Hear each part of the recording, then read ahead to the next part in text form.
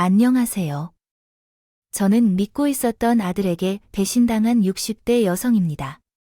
고려장이라도 당했냐고요? 아니요. 그보다 더 끔찍한 짓을 당했죠. 하나뿐인 남편, 재산, 심지어 제 목숨까지 모든 것을 다 잃을 뻔했으니까요. 설마 금이야 오기야 키운 자식놈이 제 등에 칼을 꽂을 줄은 정말 몰랐어요. 모든 진실을 알고 나서 피로 복수를 했지만 여전히 아들을 생각하면 죽을 만큼 괴로워요. 여기에 모든 것을 털어놓으면 조금은 편해질 수 있겠죠. 사실 어릴 때 보육원에서 자랐어요. 태어나자마자 버려져 부모님의 얼굴조차 알 수 없었죠. 모르고 살아왔습니다. 한때는 동화 속 주인공처럼 부모님이 저를 찾으러 오는 꿈을 꾸기도 했지만 어느 정도 큰 후부터는 그런 허황된 꿈도 버렸어요. 고아인 분들은 아마 공감하실 것입니다. 부모에게조차 버려졌다는 게 얼마나 스스로를 작아지게 만드는지. 어릴 때부터 난 결함이 있는 사람, 평범보다 훨씬 못한 사람이라 치부하며 살아왔죠. 그렇게 낮아진 자존감을 끌어올려준 건 다름 아닌 남편이었어요. 원래 그도 저와 같은 보육원에서 나고 자란 고아였는데요. 제가 보육원 아이들에게 따돌림 당하는 걸 구해준 고마운 사람이었죠. 당시엔 친구 그 이상도 이하도 아니었는데 성인이 된 남편이 먼저 보육원을 나가던 날 그렇게 했었어요. 성공해서 돈 많이 벌어서 내가 데리러 올 테니까 그때까지 기다려 알았죠. 내 부모가 듣고 싶던 말을 그가 해주었어요. 눈물이 왈칵 쏟아질 것 같았지만 그냥 아무렇지 않게 내가 뭔데 날 데리러 와 하고 대꾸했었던 것 같아요. 그러자 남편은 미래의 내 신랑이 집 뭐긴 뭐야? 금이 환영해 너 섹시 사무를 올 테니까 딱 기다리고 있어. 또 혼자 울지 말고 알았지 하며 제 마음을 다 아는 것처럼 말해주었어요.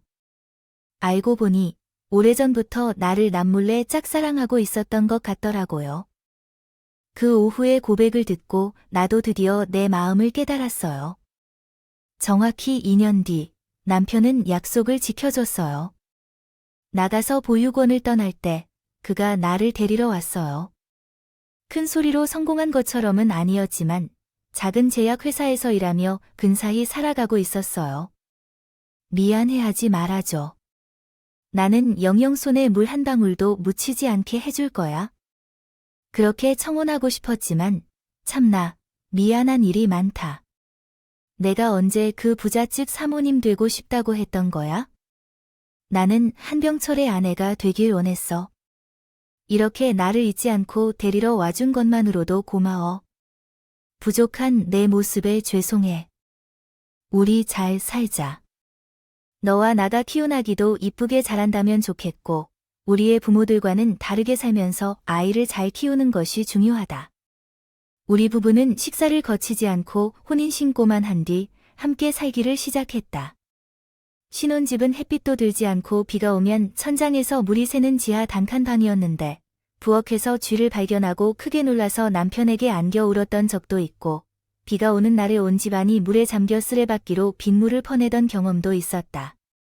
이미 지나간 과거일지라도 그때가 가장 행복했던 순간 같아요.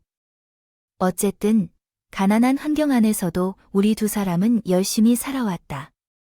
결혼한 지 2년 정도 되던 때였다. 떡두꺼비 같은 아들도 나왔어요. 내 배 아파 낳은 자식이라 그런지 몰라도 참 예쁘고 귀하더라고요. 눈에 넣어도 안 아프다는 말이 무슨 뜻인지 비로소 이해되기 시작했어요. 먹는 입이 하나 늘어나니 그만큼 더 큰 돈이 필요하다고 하더군요. 뭐, 요즘에야 아가씨들이 하도 애를 안 낳은 이 나라에서 이런저런 지원을 해준다고 하지만 우리 시절엔 뭐 그런 게 있었나요? 키우는 건 온전히 부모의 몫이었고요. 남편도 저도 천의 고아라서일까요? 없는 살림이지만 아이만큼은 뭐 하나 부족한 게 없이 잘 키우고 싶었어요. 그래서 먹이는 것이나 옷 입히는 것보다는 장난감까지도 최고 퀄리티라는 말 듣는 게 좋았습니다. 물건을 사셨군요. 언젠가부터 남편 혼자의 소득으로는 도저히 감당이 안 된다고 하셨습니다. 그래서 아이가 초등학교에 들어가는 시기에 저 역시 집 근처 식당에서 주방 보조 일을 하게 되었어요. 그 식당은 사장님의 손맛이 정말 뛰어나서 항상 손님들로 붐볐답니다. 그래서 입소문이 퍼져 옆 동네에서도 찾아오시는 분들이 늘었는데 나중에는 텔레비전 방송에도 소개되면서 유명 맛집으로 알려지게 되었어요. 그것을 몰랐던 저는 한번 유명해지면 돈이 아주 많이 들어온다는 것을 깨달았습니다. 재료비와 인건비 등을 빼고도 월에 1,000만 원 이상의 수익이 발생했어요. 사장님께서는 음식 조리 비법과 운영 방법 등을 자세히 알려주셨습니다. 10년째 배워온 끝에 제가 가게를 차려보라는 제안을 받았습니다. 퇴직금으로 500만 원 정도를 지원해 준다고 하더군요. 사장님은 우리 가족 사정을 잘 알고 계셔서 작은 배려를 해주셨습니다. 정말 감사한 마음뿐이에요. 제가 잘 할 수 있을까 두렵던 마음은 사실이었습니다. 뿌리 깊은 열등감은 보육원 시절부터 가지고 있었는데 또 다시 나타났죠. 이런 마음을 깨준 건 역시 남편이었어요. 당신이라면 잘 할 수 있을 거야 라고 말해 주셨죠. 그래서 사장님도 선뜻 돈을 지원하며 가게를 한번 열어보라고 하신 거겠습니다. 하지만 자신이 없어서 식당을 오픈하더라도 모두가 성공할 수 있는 것은 아니라는 걸 알고 있습니다.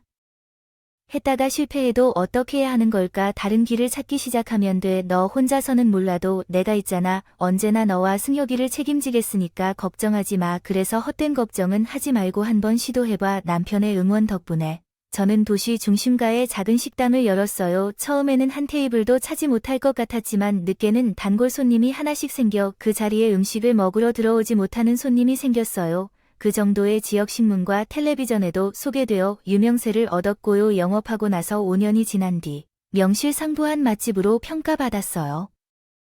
그때부터 남편도 회사를 그만두고 함께 가게를 운영하기 시작했습니다.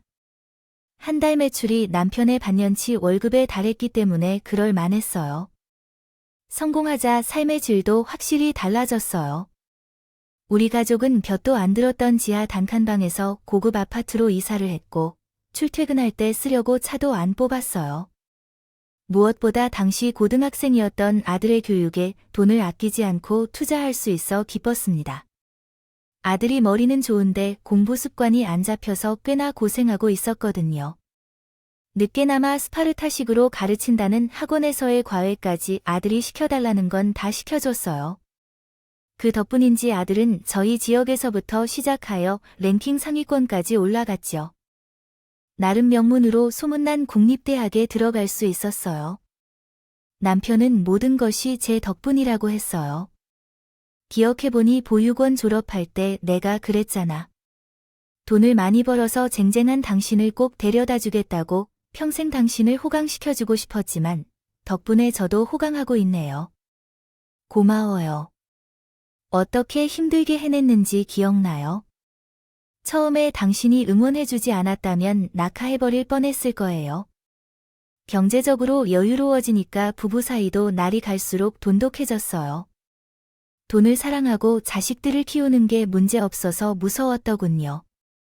브랜드로 넘치는 행복을 누리는 것 같아요. 그래서 사회에 봉사하는 것도 좋겠다는 생각이 들었어요. 실은 제가 식당을 성공하기 전에도 남편과 함께 자랐던 보육원에 꾸준히 기부를 하고 있었거든요. 가게가 성공하면서 기부하는 금액도 많이 늘렸지만 그것만으로는 충분하지 않다는 생각이 들었어요. 보육원에는 마음이 아프게 되는 아이가 있어서 더 그랬던 것 같아요. 재형이라는 17살 남자아이인데 어릴 때 소아마비로 한쪽 다리를 절단해야 했고 입양이 어려운 아이였어요. 작은 아이들 사이에서 혼자 늘 바닥만 보는 모습이 안쓰러웠어요. 그가 얼마나 순하고 순한 아이인지요. 다른 아이들이 다리를 잡고 놀아도 한 번 대거하는 법 없이 꼭 참아 버리는데요. 저도 어릴 때 보육원 아이들에게 따돌림 당한 기억이 있는데 그 때문인지 그 애한테 유독 마음이 가더라고요. 그 애에게 따로 생일까지 챙겨줄 정도로 꽤 친하게 지냈었다고 해요. 외로운 아이인지라 제게 금세 마음을 열어주더라고요. 어버이날에는 제 남편과 함께 종이 카네이션과 손편지를 건네주기도 했죠. 편지의 마지막 구절이 아직도 생생하게 기억에 남아요. 늘 부모님처럼 챙겨주셔서 감사합니다. 언젠가 아줌마나 아저씨가 진짜 부모님이 돼주셨으면 하는 마음이 들지만 그게 너무 큰 욕심이라고 해도 괜찮아요. 이미 두 분께서는 부모님과 다를 바 없어요. 어릴 적부터 얼마나 일찍 성숙해지는지를 마치 그런 식으로 자신의 마음을 표현했었죠. 마음 같아서는 당장 재영이를 우리 둘째로 입양하고 싶었지만 현재의 상황으로 인해 어려웠기에 그 편지를 무시하는 척밖에 할 수 없었답니다. 그래서 사람이 피곤해지면 자연스레 재영이 생각이 가장 먼저 나왔어요. 저는 남편과 재영이를 입양하는 것에 대해 바로 이야기했고 남편 또한 기꺼이 동의해 주었죠. 그런데 생각하지 못한 장애물이 있었어요. 그것은 제 아들이었어요. 어렸을 적부터 둘 사이가 너무 친해서 당연히 받아들일 줄 알았었는데요. 눈물을 흘리면서 걔네들에게 싫다고 해서 하더군요. 엄마랑 아빠는 그 땅에서 고아로서 자란 새끼가 이해가 안 가요? 뭐가 그리 좋다는 건지. 내가 하나뿐인 아들인데 신경 쓸 게 많아. 뻑하면 내 형, 재형이 재영이. 우리 집이 가난했을 때 그 보육원에 돈을 퍼주는 것도 마음에 들지 않았어. 걔한테 퍼준 돈을 내게 쓰면 어땠을까? 지금보다 더 잘 나갔을 거란 생각도 들어. 승혁아, 너 왜 그런 생각을 해? 보육원에 기부한 건 엄마가 옷 안 사고 아빠가 담배도 끊고 한 푼 두 푼 모은 돈으로 한 거야. 너한테 쓸 돈을 뺀 것도 한 번도 없어. 자식에게 아껴둔 돈을 쓰는 게 당연한 거 아닌가? 나도 애들이 다 신고 다니는 브랜드 운동화 신고 싶다. 나는 지금 지난번에 시장에서 사온 잠바를 입고 싶지 않았고 대신 백화점에서 산 상의를 입고 싶었어요. 지금은 그렇게 갖고 있잖아요. 제가 가게를 잘 운영한 뒤로 무슨 것을 사달라든가 돈을 내달라는 얘기는 엄마가 안 하셨어요. 대학에 입학하면서 차를 사주세요라고 부탁하는 것도 좀 급한 것 같을지도 모르겠지만 엄마가 해주셨어요. 이제 다른 집의 자식들보다 많이 받았거나 채워졌지만 불만족스럽게 대하지는 않았던 것 같아요. 그런 것을 어려울 때부터 보고 지낸 채영이랑 나누는 것도 좋지 않을까요? 모르겠어요. 싫어요. 그 자식은 얼굴도 잘생겨서 여자들에게 좋아요. 그리고 공부도 잘해요. 다른 점도 있면서도 그를 배려하는데 이유가 되는 병실에 잠도 있는데 그런 자식을 왜 어떻게 처리할까요? 만약 그 자식을 입양하려면 내가 지금 나갈 것이에요. 아들이 그러니까 더 이상 뭐라고 할 수 없었어요. 어린아이라면 훈육하고 설득해 회복이 가능한데 그렇게까지 크게 된 자식이 그러니 참으로 난처했어요. 결국 우리 부부는 재영이를 입양하지 못했고 아들의 뜻을 알게 되었고 이전처럼 자주 찾아가 만나지도 못했어요. 그래도 재영이는 괜찮다면서 오히려 저희 부부를 걱정한다고 해요. 요즘 가게가 잘 돼서 너무 바빠진다는 소문을 들었어요. 저는 신경 쓰지 마시고 몸 챙기면서 일하세요. 어린아이가 얼마나 속이 깊은지, 그런 아이가 성인이 될 때까지도 가족을 찾지 못하는 게 참으로 가슴 아프네요. 아무래도 우리 부부 둘 다 과거의 재영이와 제 처지가 비슷해서 고민하던 부부인 저희는 재영이가 보육원을 졸업할 때 장학금 명목으로 5천만 원을 건넸어요. 정부의 자립지원금은 20살 한 자녀를 혼자 일으키기에는 너무나 부족한 금액이라는 점을 잘 알고 있었거든요. 이후 한동안 재영이와 꾸준히 연락을 유지하면서 관계를 이어나갔는데 보육원처럼 정기적으로 만나기가 어려워 언젠가 연락이 두절된 적이 있었죠. 그 사이 아들은 대학을 졸업하고 지역에서 이름난 무역회사에 들어가게 되었어요. 몇 년 후에는 대학 동창인 예쁜 아가씨와 결혼까지 했죠. 사실 며느리가 우리 부부 마음에 딱히 매력적이지는 않았어요. 며느리의 배경이나 환경 때문이 아니라 뭐랄까 처음 만난 순간부터 어색했던 것 같아요. 예쁘긴 한데 눈가가 조금 찢어져 있고 입술도 얍실해 보이며 어딘가 냉랭한 느낌이 다가가기 어려웠어요. 잘 지내기는 어려울 것 같다고 생각했는데 뜻밖에도 결혼 후 며느리는 완전히 다른 사람이 되었어요. 이전에는 어머니, 아버지를 얘기하며 친근하게 연락했던 것이 신혼여행 다녀온 뒤부터는 연락이 없어졌어요. 처음에는 요즘 젊은 사람들이 다 그렇다고 이해하려 노력했어요. 하지만 남편의 생일에 있었던 사건 때문에 더는 참지 못하고 폭발했어요. 원래 남편의 생일 바로 전달에는 며느리의 생일이었는데 갑자기 연락을 받아서 자신의 생일을 기억하는지 물었어요. 그리고 시답지 않게 애교를 부리더군요. 제가 결혼한 이후 처음으로 맞는 생일인데 기대해도 되는 거죠. 친구들에게 벌써 자랑도 다 해놨어요. 시부모님이 생일을 엄청 잘 챙겨줄 거라고 했으니 말이에요. 어떤 바람이 있는지 물어보니 아들이 명품 가방을 갖고 싶어 한다고 했어요. 우리가 돈이 없는 것도 아니니까요. 이번에 며느리와 잘 지내면 좋겠어요. 그래서 그녀가 갖고 싶었다던 그 가방은 사주었어요. 또한 호텔에서 별도로 식사도 했답니다. 하지만 문제는 우리 남편이 생일이었는데 그에게 축하 전화 한 통이 없다는 것이에요. 그래서 아들에게 전화하니 바빠서 깜빡했다면서 주말에 함께 외식하자고 했어요. 그래서 갔던 식당을 아시나요? 무한 리필 고깃집이었답니다. 남편이 고지혈증으로 식단을 조절 중이었는데 순고기만, 그것도 품질이 좋지 않은 수입산만 파는 곳으로 데려간 것이네요. 정말 기가 막혔어요. 그래서 그 자리에서 아들과 며느리에게 서운함을 토로했어요. 부모 생일에 누가 무한 리필 가게를 데려오나요? 게다가 너희 아빠가 고지혈증 때문에 붉은 살코기를 먹을 수 없다는 사실을 잘 알면서도 이게 말이 되는 일인가요? 미안해, 엄마. 급하게 찾다 보니까 아빠의 고지혈증인 건 제가 깜빡했었네요. 그나마 아들은 조금 반성하는 기색을 보였어요. 그런데 며느리는 제 말이 끝나기도 전에 인상을 팥구기며 기하듯이 말만 한 거지만 해요. 우리 엄마도 고지혈증이지만 고기를 잘 즐기고 계시는데요. 그거 하루에 한 번 먹는다고 죽는 건 아니잖아요. 꼭 그렇게 무례하게 말씀을 해야만 하는 건가요?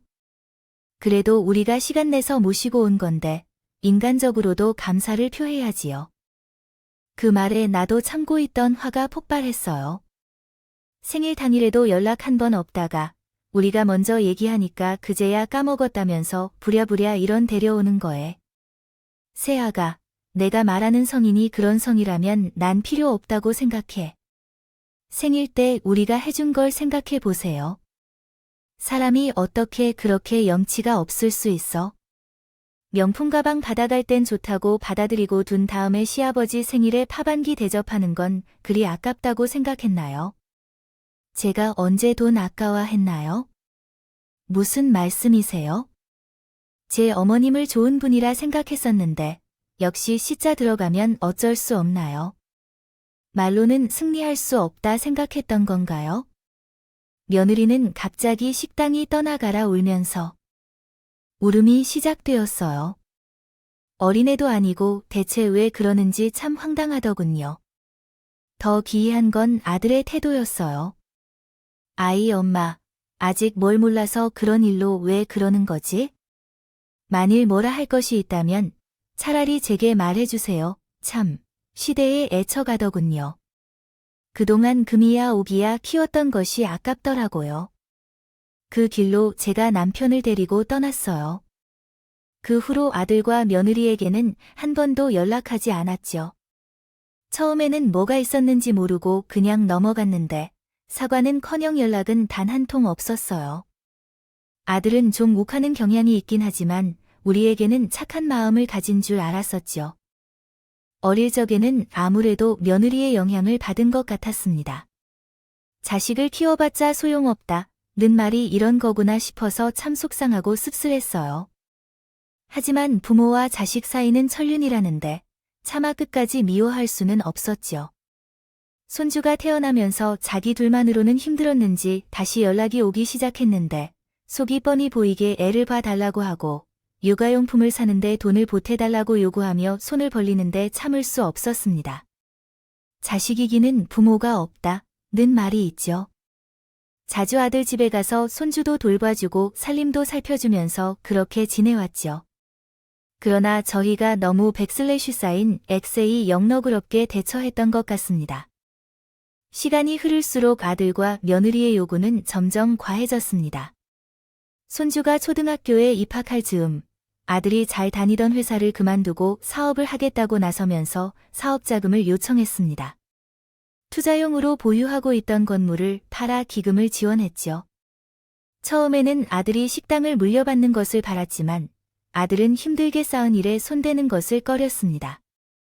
엄마 아빠처럼 구두쇠하게 살기는 싫다며 아들은 말했습니다.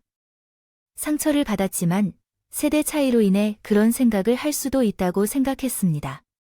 하지만 성공할 자신이 있다며 큰 소리를 치던 아들의 사업은 1년도 되지 않아 폭삭 망해버렸습니다.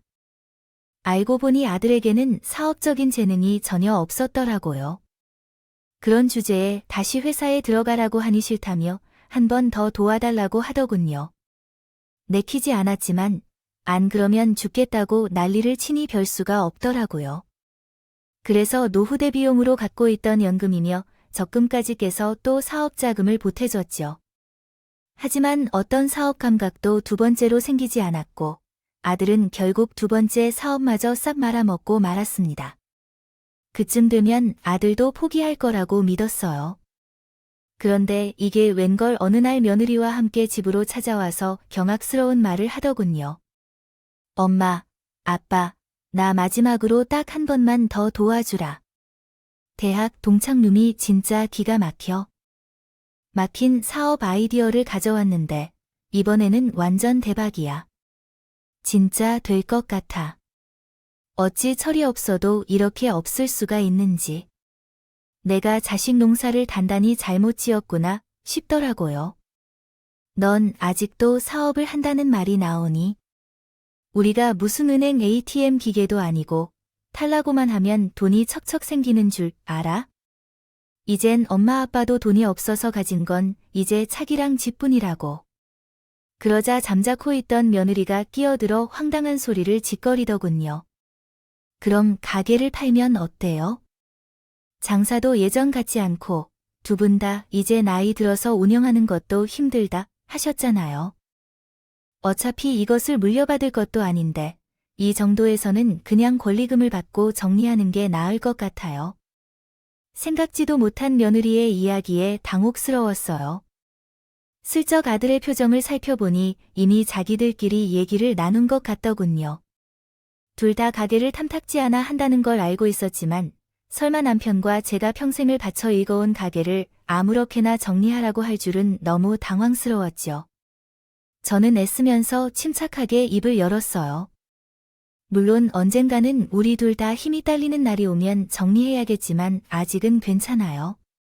수십 년 전부터 찾아주시는 단골들도 많고 매일 찾아주시는 분들도 있는데 어떻게 하물며 함부로 처리할 수 있겠어요? 그러자 아들은 팍얼굴을 구멍이 나게 하며 성을 내뿜었습니다. 답답한 소리를 하시네. 아, 그런 단골들이 돈이 되면 얼마나 되는지 알아? 요즘엔 맛집도 맛만 있다고 되는 게 아니야. 홍보 같은 건 기발하게 잘 해야지. 아, 근데 늙은 엄마 아빠가 그런 걸 어떻게 쫓아가냐면서. 젊은 사람들도 하기 힘든 걸 요즘 손님도 줄었잖아. 그런 도태된 가게는 그만두고 내 사업이나 도와줄래? 아, 이거 분명 성공한다니까. 아들의 한마디 한마디가 가슴에 칼같이 박히자 날아와 박혔습니다. 입술을 깨물며 아무 말도 못하게 된 나는 그때까지 침묵을 지켜왔던 남편이 결국 폭발해 말했습니다. 우리가 너의 사업에 돈을 투자해 주려고. 이제야 난 내가 이런 일에 별을 봤구나 생각하고 두 번이나 도와준 만큼 자신의 문제를 스스로 해결해야 해. 한 주에 반의 가장으로 불리는 사람이 언제까지 부모에게 의존할 건지, 그리고 너도 그렇게 하고 있는 건 아니겠지 안 돼. 한 사람이 평생 도움을 받는 게 너 시집 가본 적 있냐 대신 수호해주는 키워즈 살림을 사부인처럼 극진히 뒷바라지를 했는데 어떻게 그런 사람에게 자식 같은 가게를 나가라고 이야기할 수 있어. 승혁이가 그렇게 말했다고 해도 막아야 했잖아. 늘 조용한 남편의 노소애의 아이들. 부부는 크게 당황했어. 모습. 아무 말도 모를 정도로 되어 있었어. 남편이 자세히 말해 그런 둘을 현관까지 내쫓았어요. 또 돈 얘기할 거면 다시는 오지 않겠어요. 말아주세요, 아빠. 정말 이럴 거예요.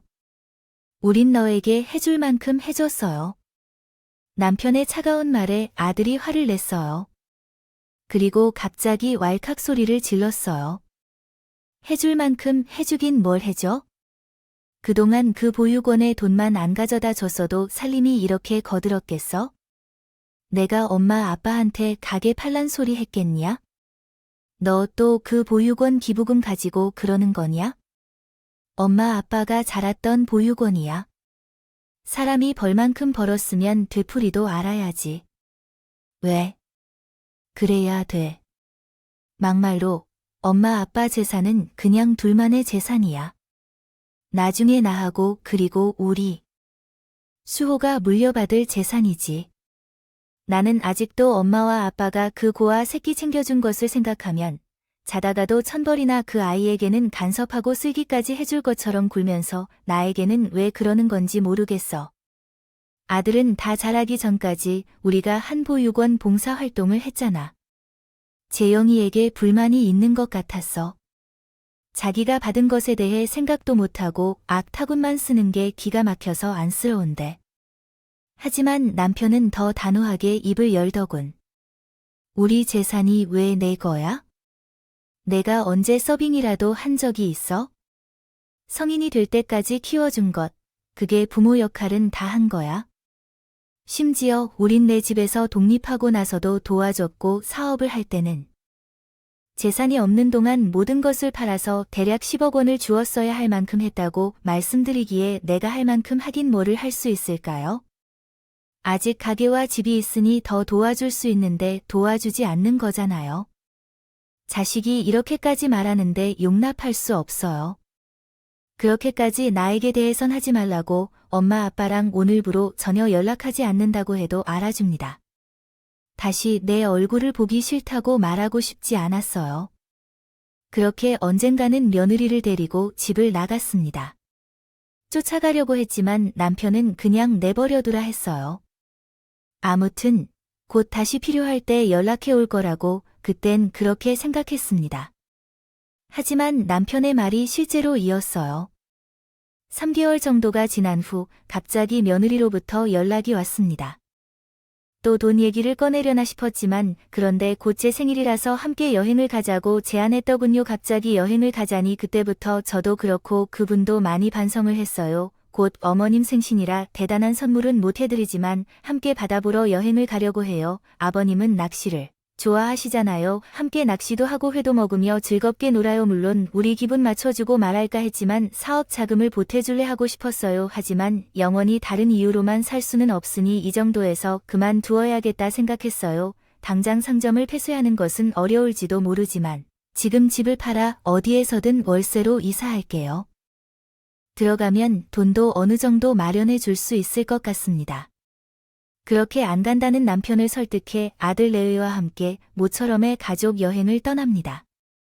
손주 녀석은 사돈댁에서 봐주겠다고 해서 보다 마음 편하게 갈 수 있었어요. 처음에는 어색했지만 의외로 며느리가 많은 노력을 하더라고요. 온전한 아들 곁에서 이런저런 얘기로 남편의 화를 풀어주려 애쓰던 것 같았습니다. 덕분에 남편도 점차 기분이 풀렸는지 표정이 밝아졌어요. 바다에 도착해 다 같이 회를 먹을 때쯤에는 어느 정도 분위기가 많이 풀렸죠. 그런데 너무 마음을 놨던 탓인지 저녁을 먹고 숙소에 들어오니 배가 살살 여겨지기 시작했습니다. 아파서 그랬어요. 아무래도 오랜만에 제대로 된 식사를 한 모양이었는데 속이 예상치 못하게 놀라 불편했어요. 처음에는 모두 함께 낚시를 하러 나갈 계획이었는데 결국 제가 못 갈 것 같아서 숙소에 남아 쉬기로 했어요. 그래서 아들 부부가 혼자 가기로 했더라고요. 저도 평소엔 그랬을 텐데 지금도 속이 울렁거려서 힘들어 패는 상태여서 더 이상 따라 못 가겠어요. 그래서 그냥 아버지 모셔다가 같이 가세요. 제 안색이 너무 안 좋았는지 아들 부부도 더는 저를 설득하지 못했어요. 세 사람을 배웅한 뒤 저는 혼자 숙소로 돌아와서 약을 먹고 잠들었어요. 그렇게 자고 있을 때 갑자기 누군가가 제게 흔들어 깨웠어요. 엄마, 일어나세요. 큰일 났어요. 눈을 떴더니 아들과 며느리가 저를 쳐다보고 있었어요. 둘 다 얼굴이 창백해졌어요. 벌써 오셨어요? 승여가, 아빠가 배가 갑자기 파도에 뒤집혀 물에 빠졌대요. 지금 119에 신고해 찾고 있어요. 아들의 말에 눈앞이 캄캄해졌어요. 갑자기 머리가 하얗게 비면서 아무 생각도 할 수 없었죠. 그래서 공황 상태에 빠져서 간신히 정신을 차리고 바다로 나가보니 놀랍게도 구조대원들이 남편을 수색하고 있었어요. 그 옆에 앉아서 남편을 찾아달라고 통곡했지만 결국 남편은 제 곁으로 돌아오지 않았어요. 않았습니다. 그렇게 남편을 잃은 뒤 한 해 정도는 제 정신이 아니었어요. 가게나 뭔가를 다 때려치고 헤매는 동안 그 바닷가 주변을 맴돌며 남편을 찾았죠. 보다 못한 아들이 여러 차례나 저를 붙잡았어요. 엄마, 제발 정신 좀 차려. 언제까지 이러고 살 거야? 엄마마저 보내면 난 정말로 못 산다고.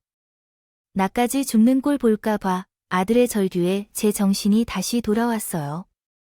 아들을 끌어안고 미안하다며 통곡한 뒤로 다시는 그 바다로 돌아가지 않았죠. 어쨌든 산 사람은 살아야 했으니까요. 시간이 흘러 남편의 실종 신고도 사망으로 처리되었고요. 그렇게 전 조금씩 일상으로 돌아왔어요. 돌아왔습니다. 그래도 아들은 저를 혼자 두는 것이 힘들었나 봐요. 지금 있는 집을 팔고 같이 살자고 하더군요. 어차피 엄마 이제 가게도 안 하는 것도 있고 하루 종일 집만 지키고 있잖아요. 그냥 가게와 집을 다 처분하고 같이 살자고 수호 엄마도 찬성했어요. 그래요, 어머님이. 요즘 어머님 걱정 때문에 밤에도 잠을 잘 못 자요. 우리가 잘 모실게요. 같이 살아요. 아들의 계속된 설득에 결국 저는 방치해둔 가게는 물론이고 집까지 팔아 아들에게 건네줬어요. 또한 남편이 돌아가시면서 남은 보험금도 같이 나눠줬죠. 남편을 잃고 난 후 남은 건 자식뿐이라고요. 혼자 남아있는 나를 신경 써주는 것이 정말 고마웠고 그 돈으로 아들은 새로운 사업을 시작했고 나는 아들의 집에 들어가 함께 살기 시작했습니다. 나이 들어가는 자식과 함께 살기란 생각은 쉽지 않다고 생각하지 않았지만 왜 그리 힘들고 서러운지요. 그래도 아들과 며느리가 남편의 죽음으로 많이 변한 것 같다고 생각했어요. 철이 들어 나도 잘 할 것이라고 믿었죠. 그런데 왜 이러는 거죠? 언젠가부터 며느리는 모든 가사를 저에게 넘기기 시작했어요. 제게 어머님이 요리 솜씨가 훨씬 뛰어나죠. 이렇게 어머님이 만들어 주신 음식 아니면 입에도 안 맞아요. 제가 해서 뭐 하겠어요. 어머님이 좀 도와주세요. 처음에는 요령 좋게 처리하였지만 나중에는 완전히 식모처럼 대접받았다고 해요. 반찬의 맛이 맞지 않거나 청소가 잘 안 되어 있을 때는 솔직하게 짜증을 내었다고 해요. 지 엄마께서 하시는 것을 보고 배워서 나중에는 손주까지도 저를 객관적으로 대하려고 했어요. 하지만 아들은 업무 때문에 바쁘다며 모르쇠로 대처했어요. 오히려 엄마가 참는 모습을 본 탓인지 요즘은 시어머니가 며느리의 뜻을 따르며 사는 것처럼 보여요. 자녀가 있지만 이제 와서 이혼할 수도 없고 어떻게 할지 막막하다고 제가 나를 탓하더라고 해요. 그때서야 아차 싶다고 느꼈어요. 죽음까지도 재산을 철저히 보호해야만 자녀들이 가출하지 않는다고 말하잖아요. 그러나 이미 모든 재산을 아들과 며느리에게 넘겨주었고 가진 것은 오로지 나이 든 상태만 남아 있었어요. 그래서 하고 싶은 얘기가 있어도 꼭 참아야 했죠. 하지만 저렇게 살아가는 것도 얼마 되지 않아 결국은 남편 뒤를 따라가 죽고 싶은 마음만 들 뿐이었습니다. 결국 아들에게 울면서 말했어요. 같이 살 수 없다고, 제발 단칸방이라도 좋으니 집을 따로 구해달라, 고요. 아들은 선심 쓰듯하며 그래서 나가 살라는 거니 했습니다. 하지만 엄마로서 책임을 질 것 같아서 나가 보기로 했었죠. 아들이 구해준 집을 보자마자 저는 허탈한 웃음밖에 못 흘리게 되었어요. 그 집은 신혼 시절 살았던 지하 단칸방보다도요. 못한 집이었어요. 제 몸 한 사람으로 가득 차는 벽지마저 제대로 발려있지 않은 쪽방이었죠. 그러나 며느리와 손준호 눈치를 봐야 해서 혼자서 살 수 있을 것 같았어요. 밤에 너무 외로울 때 남편의 사진을 꺼내보면서 말을 걸곤 했어요. 남들이 보면 미쳤을지도 모르겠지만 그 덕분에 그나마 사는 힘을 얻을 수 있었던 것 같아요. 하지만 아들은 이내 날 쫓아내고 말았고 그 뒤로 몇 푼밖에 안 되는 생활비마저 주지 않게 되었어요. 그저 귀찮아서 연락하고 싶지도 않았다는 말이었죠. 하지만 나이 들어서 할 일이 없어서 작은 손수레를 끌고 쓰레기를 주워 다닐 때까지 그곳에서 죽어 못하고 살고 있었어요. 그런데 마침내 나를 안쓰럽게 여긴 지역 사무소 직원이 되었어요. 도와주려고 노력했지만 아들이 있어서 따로 정부 지원도 받을 수가 없었어요. 그렇게 살아온 나날들이 얼마나 흘렀을까요? 평소처럼 새벽처럼 일어나 폐지 준비를 하는데 갑자기 집주인이 찾아왔어요. 누군가가 저를 찾는다며 내게 전화를 건넸어요. 처음에는 아들인 줄 알았었지만 이미 핸드폰도 다 처분한 지 오래돼서 아들이 연락하려면 집주인을 통해야만 했거든요. 떨리는 손으로 전화를 받아들인 나는 상대방의 목소리를 듣고서 굳었습니다. 여보, 나야.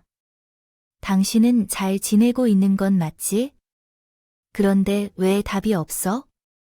당신은 내 목소리마저 잊어버렸다. 놀랍게도 목소리의 소유자는 죽은 나의 남편이었다. 도저히 믿을 수 없어 멍하니 서성거리고 있는데 남편은 어디 있느냐며 직접 만나러 가자고 했다. 홀린 듯이 주소를 불러주고 나서도 떨리는 마음을 진정할 수가 없었다. 홀로 방 안에 주저앉아 있었다. 그렇게 얼마나 시간이 흘렀을까? 노크 소리에 문을 열고 나가보니 놀랍게도 남편이 옆에 젊은 남자와 함께 있었다. 남편은 놀라 굳어버린 나를 대신해 안으로 걸어왔고 떨리는 손으로 얼굴을 어루만졌다. 당신은 왜 여기 계십니까? 그 승려가 왜 그렇게 당신을 미워하는지요? 어떤 일을 했나요? 그 승려라면서 눈물이 나는 얼굴까지 한 남편을 꿈꾸게 될 줄은 몰랐어요. 왜 그런 걸 말하는 건가요? 진짜 이해할 수 없어요. 남편이 말한 진실은 너무 충격적이었어요. 그토록 며느리와 아들로부터 물속으로 미뤄질 거라고 생각한 그 남편이란 말이라니. 온몸이 차가워지면 안 된다고 하면서 따뜻한 차를 한 잔 받았더니 하지만 그것을 마시자마자 졸음이 불어왔어요. 깨어나 보니 이미 물속으로 빠져 있었어요. 어쩔 줄 모르게 위로 올라가려는데 떠나가 버린 거예요. 무슨 말이요? 그게 무슨 서랍아니요? 당신이 뭔가 착각한 게 아니겠나요? 내 배를 붙잡자 보니 개가 낚싯대로 내 머리를 때렸어요. 그래도 착각이겠지요. 정말 세상에 성혁이가 그런 끔찍한 짓을 내 재산과 보험금 때문에 계획했을 거겠지요. 만약 그날 당신이 몸이 아파서 숙소에서 쉬지 않았으면 아마 우리 둘 다 죽이려고 했을 거야. 자식이 부모를 죽였다는 뉴스를 그동안 수없이 보고 살았지만 설마 그게 내 일이 될 줄이야. 너무 소름 끼치더군요. 나름 그동안 부족한 거 없이 다 해주며 키웠다고 생각했는데 도대체 아들과의 관계가 어디서부터 잘못된 건지 회의감이 들더라고요. 남편의 기막힌 사연은 거기서 끝이 아니었어요. 남편은 그렇게 머리를 얻어맞고 의식을 잃었고 이대로 꼼짝없이 물귀신이 되는구나 했다고 해요. 그런데 눈을 떠보니 웬 섬마을이었고 그곳에서 자신을 거둬준 농사꾼에게 노예처럼 부려졌다고 합니다. 처음엔 몸이 다 나을 때까지 있어라 경찰 통해서 가족한테 연락해. 그렇게 어설픈 매듭을 얽어서 나를 떠나보내기도 하더니 마을의 모든 사람이 속아 넘어갔기 때문에 도망치기도 어려웠어요. 그 마을에서는 사람들을 속이고 섬노예로 삼아 부려먹는 곳인 줄 알았어요. 남편은 늙고 아파해도 하루 종일 휴식 없이 일해야 했습니다. 제때 밥도 주지 않으면서 정당한 보상도 받지 못했다는데요. 설마 남편이 섬노예로 부려먹힐 줄은 상상도 못했지만 그럴 수도 있겠죠. 가슴이 억순하다는 느낌이었습니다. 말없이 울기만 하던 도중 남편이 저를 끌어안아 위로해 주셨어요. 이미 지나간 일인데도 계속 울지 말라고 했죠. 저는 이제 괜찮다고 생각했어요. 남편 덕분에 무사히 당신 곁으로 오게 되었답니다. 그때까지 그저 서 있던 젊은 남자에게 손짓을 하는 남편을 보았죠. 그때서야 그 남자를 알아보게 되었어요. 키가 크고 잘생긴 얼굴을 한 무언가 낯선데 익은 느낌이 들었습니다. 그분은 누구일까요? 알아볼 수가 없습니다. 재형인데요. 재영이란 이름에 남편이 소개를 해준 재형인 모습이었어요. 어렸을 때 보육원에서 함께했던 우리 형제의 인연을 다시 마주친 느낌이었습니다. 세월이 얼마나 흘렀는지 그 사이에 중년의 신사가 되었습니다. 그동안 잘 지내셨어요? 아주머니, 아니, 이제 사모님이라고 불러야 할까요? 아니, 채영이, 내가 어떻게 우리 남편하고 같이 있었는지. 재영이의 인사를 받아주는 순간에도 얼떨떨했어요. 재영이는 그저 말없이 쑥스럽게 웃었고요. 제 영리를 대신해 남편이 다시 입을 열었습니다. 재영이의 자식이 기특하게도 아주 성공했습니다. 엄청 큰 식품회사에서 사장이라니 뭐야. 그 섬에서 나는 특산물로 과자를 만드는데 그 계약 때문에 섬에 들렀다가 날 보고 달려와 주었대요. 한눈에 알아보았다고 해서 그래서 당장 그 섬을 뒤집어 엎고 난리쳤다고 합니다. 빼준 게 괜찮았어요. 어떻게 이런 일이 일어날 수 있는지 도대체 모르겠어요. 제 손을 잡고 감사의 마음을 전한 것을 몇 번이고 모르겠어요. 재영이는 제 부부가 했던 것에 비하면 아무것도 아니라고 말했어요. 그리고 제 손을 꼭 잡고 말했어요. 승혁이 형이 두 분께 저지른 일을 알고 얼마나 화가 났는지 몰라요. 이대로 방치하기는 싫어요. 그 말에 다시 한번 아들에 대한 분노가 솟았어요. 그래서 남편과 함께 아들의 집을 찾아갔어요. 남편과 승혁이는 일단 밖에서 기다리기로 했고 저는 혼자 문을 노크하고 안으로 들어갔어요. 아들과 며느리가 저녁을 먹다가 놀랐습니다. 아니, 엄마, 연락도 없이 갑자기 여기 왜 왔어요? 아들은 화를 내기 시작했습니다. 아들은 반갑게 맞이하지 않고 짜증을 내기 시작했어요. 저는 초라한 행색을 짓고 있던 아들을 봐서 돈을 달라고 했니? 라고 물었습니다. 아, 근데 나도 사정이 있었어요. 요즘 사업이 어려워서 하고 아들은 자신의 어려움에 대해 이야기했지만 끝없이 힘들다는 얘기만 하더라고요. 더 이상 이야기를 듣고 싶지 않아서 아들의 말을 자르고 말았습니다. 너희 아빠와 함께 나갔던 날 정말 죽일 작전으로 마음이 아팠어. 그 말에 아들과 며느리는 안색이 변했습니다. 갑자기 그게 무슨 소리야? 내가 아빠를 왜 밀었겠어요? 엄마, 드디어 도망쳐 나왔어요. 다 알고 찾아오셨으니 사실대로 말해주세요. 왜 그렇게 했는지 정말 궁금해요. 돈 때문에 그런 것이 아니라고요? 갑자기 찾아와서 이상한 소리를 하는 거예요. 제가 아들과 며느리가 뒤늦게라도 사죄하길 바랐어요. 짐승도 아니고 사람이라면 자기를 낳고 키워준 부모에게 그러기엔 아니잖아요. 하지만 아들은 끝까지 고개를 끄덕이지 않고 모르쇠로 일관했어요. 마침내 며느리는 저를 쫓아내려고 애썼어요. 아니요, 어머님. 이건 다 늦은 시간에 남의 집에 침입하는 것은 민폐야. 그만 가세요, 하고 말했죠. 남의 집이 집을 사준 사람이 어디 있겠어요. 집이래. 저는 그런 며느리에게 악을 쓰며 못 나가겠다고 버텼어요. 그리고 은희도 모르는 살인자들이야. 내가 너희 반드시 콩밥을 먹일 거야 하고 악을 썼어요. 그러자 며느리가 비웃었어요. 어머님이 무슨 재주로요? 설사 저희가 작정하고 아버님 죽였다고 쳐요. 쪽방에서 오늘 내일 하는 노인네의 말을 누가 믿어줄 것 같아요? 뭐가 어쩌고 저끝까지 이렇게 나온다 이거지. 저는 현관문을 열고 밖에 있던 남편과 재형이에게 들어오라고 소리쳤어요. 기다렸다는 듯이 두 사람이 안으로 들어왔어요. 남편의 얼굴을 확인한 아들과 며느리의 얼굴이 하얗게 질렸어요. 그때 분명히 아주 귀신이라도 본 표정이구나. 그동안 이렇게 아저씨는 죽여보고 잘 먹고 잘 살았냐? 남편의 차디찬 말에 아들 내외는 아무 말도 못했어요. 벌벌 떨기만 하더니 갑자기 며느리가 먼저 무릎을 꿇었어요. 저희도 어쩔 수 없었어요. 이 사람이 사업한다고 사채까지 끌어다 쓰는 바람에 당장 사채업자들이 죽이겠다고 집까지 찾아와서 난리지. 어머님 아버님은 절대 돈 못 주겠다면서 매정하게 굳이지. 저도 그렇게까지 하고 싶지 않았다고요. 며느리가 울면서 빌기 시작하자 뒤를 이어 아들도 털썩 무릎을 꿇었어요. 이 사람 말이 맞아. 제가 이해하기에는 주어와 목적어가 명확하지 않습니다. 문장을 분석하여 쓸 때 좀 더 목적어를 알 수 있도록 해주세요. 매달렸어요. 남편이 꿈쩍도 않는 것 같죠? 나중에는 제 바지가랑이를 붙잡고 애원하더군요. 더는 자식이라 여기지 않기로 했나요?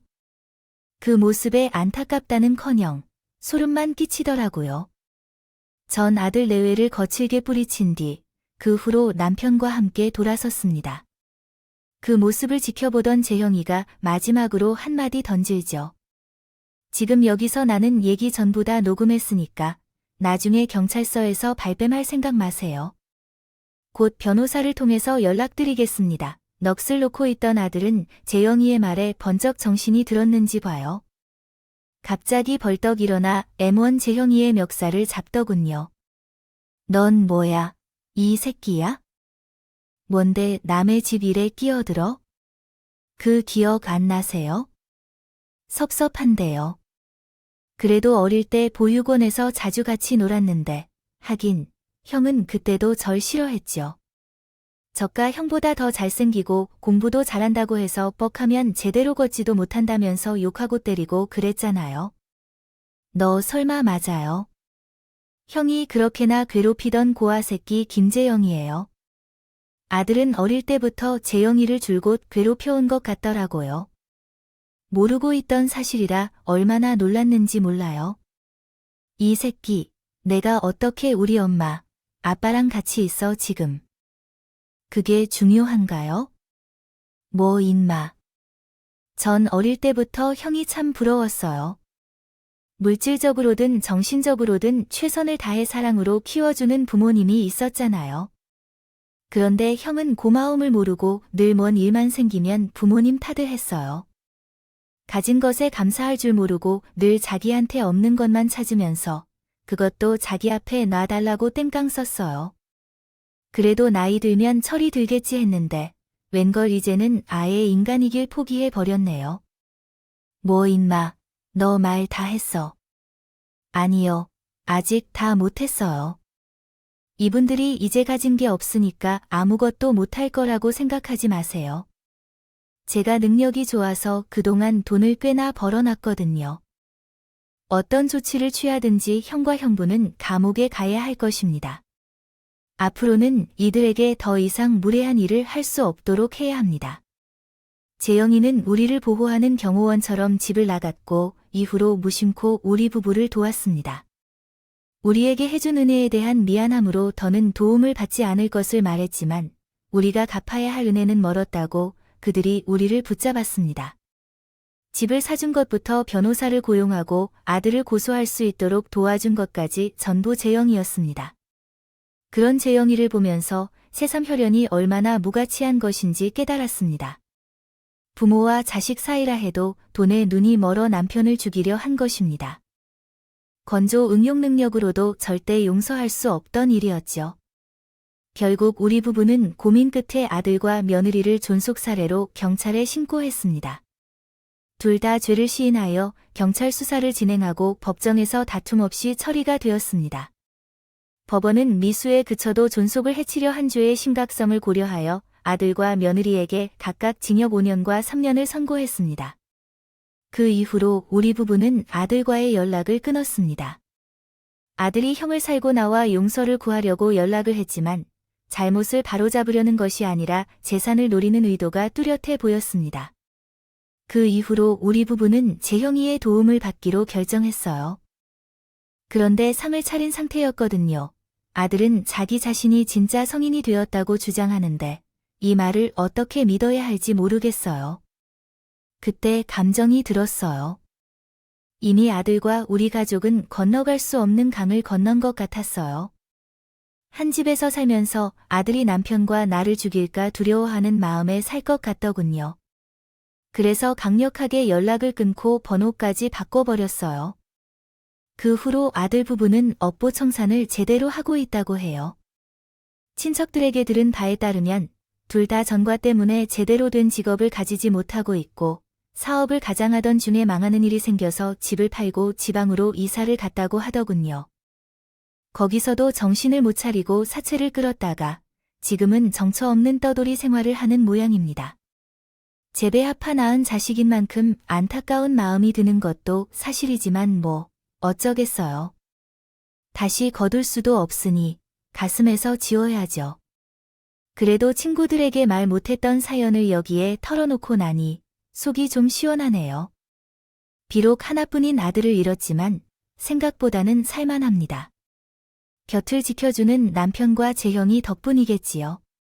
재영이는 자기가 아들의 빈자리를 대신 채워야겠다는 결심이라도 한 건지 저희 부부를 친부모처럼 살뜰하게 챙기고 있답니다.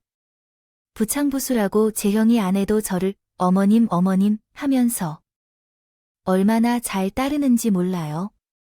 그동안 예쁜 다닥 시부모님이 없어서 서글펐는데 저희를 만난 이후로 너무 좋잖아요. 그냥 말뿐이라 해도 얼마나 고마운지 몰라요. 얼마 전에 다 같이 여름 휴가도 다녀왔는데요. 정말 아들 내외와 간 것처럼 즐겁고 행복하더군요.